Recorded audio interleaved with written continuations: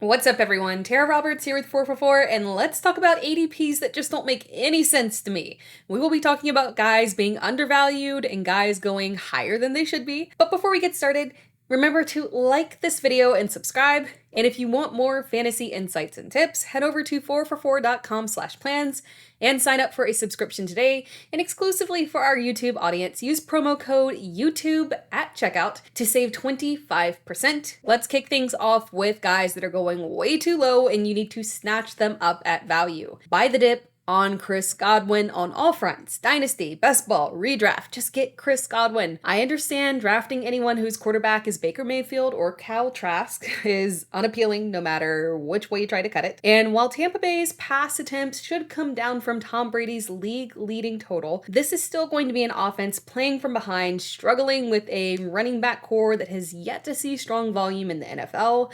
This team is still going to have to throw. Quarterbacking issues aside, Chris Godwin and Mike Evans are still Chris Godwin and Mike Evans.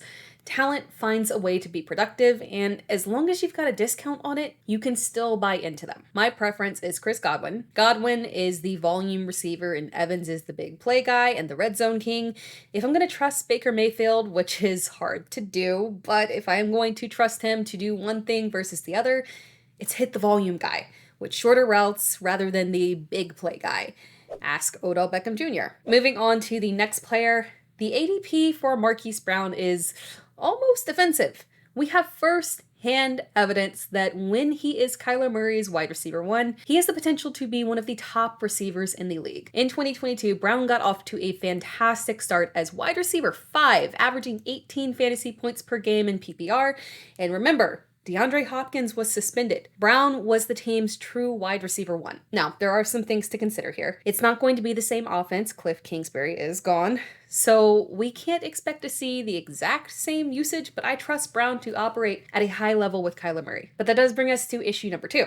Kyler Murray is clearly not going to start week 1, and hence the discounted ADP. But this ADP is just far too low for me still. He's still the team's wide receiver one. Brown's numbers last year were ugly without Kyler Murray, but you have to account for the fact that those stats were over a time period when DeAndre Hopkins was playing. Brown was not the wide receiver one. So draft Brown for a potential flex option and then wait for the late season boom when Kyler Murray returns to health. Moving on to our next player, Skyy Moore was extremely hyped in 2022, and he was the definition of a dud. Moore's role in 2022 was extremely limited. He had just 22 receptions on 33 targets for 250 yards and no touchdowns. And a big reason for that was that he just wasn't on the field and had extremely low snap counts. But that was likely a combination of coming from a smaller program and needing time to adjust to a system like Andy Reid's. Not every single rookie is going to pop immediately, but that doesn't mean that his career is doomed to be a deep bench stash. Following the exit of Tyreek Hill, we didn't see any Chiefs receivers really rise to the promise and separate themselves from the pack, except maybe Juju Smith-Schuster. But there is value to be had beyond Travis Kelce. As mentioned, Juju Smith-Schuster did have decent usage within the offense, and it's often overlooked. It's very possible that Moore takes over that role, capitalizes on the opportunity, and the Chiefs have been very vocal that Moore will have a prominent role within this offense. It's just up to Moore to really assert himself. It's very possible that a league-winning receiver could come from Kansas City if someone can step up and assert themselves as the wide receiver one. If Skyy Moore hits at his ADP, you will be dancing your way to the fantasy playoffs. Now let's move on to guys whose ADPs are questionable at best and potentially way too high for us.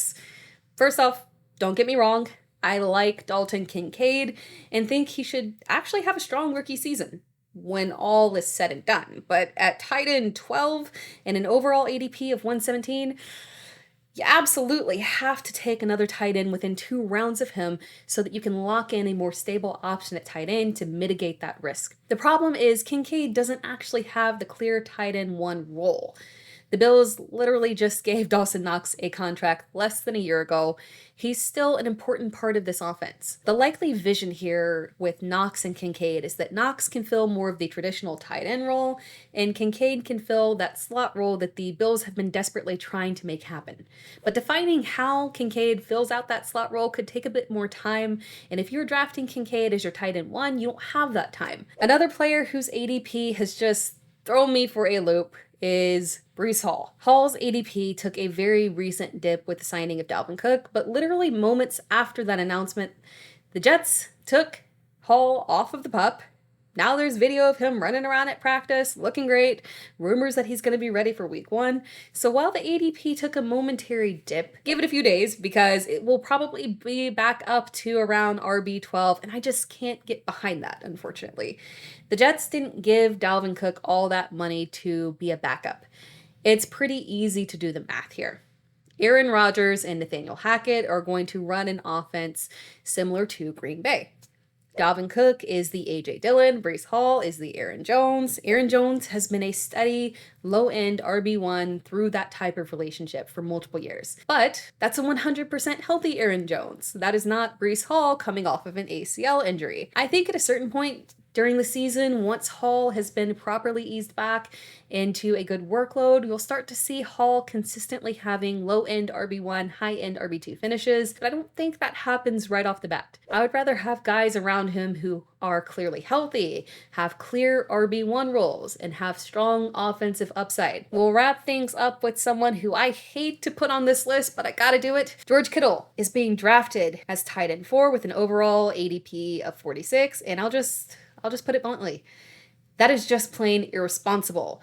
That might seem like an exaggeration, considering that he was tight end 3 last year, but to put that in perspective, we have to remember that the drop-off from Travis Kelce to literally anyone else is so dramatic outside of Mark Andrews' high potential. The problem is his payoff at his overall ADP is low compared to the other players being drafted around him, and the tight ends being drafted long after him can all hit Kittle's exact upside. So why draft Kittle so early when you can just grab a high-end quarterback like Justin Fields, or get your wide receiver 2 slot filled and just wait for a guy to draft like Darren Waller, Kyle Pitts, or Dallas Goedert, who can all hit that exact same level at a more friendly ADP. For his current ADP, it is an absolute no from me. Thanks for watching this video. Be sure to like the video and comment below. And if you want more fantasy insights and tips, head over to 4for4.com/plans and sign up today for a subscription. And exclusively for our YouTube audience, use promo code YouTube at checkout to save 25%.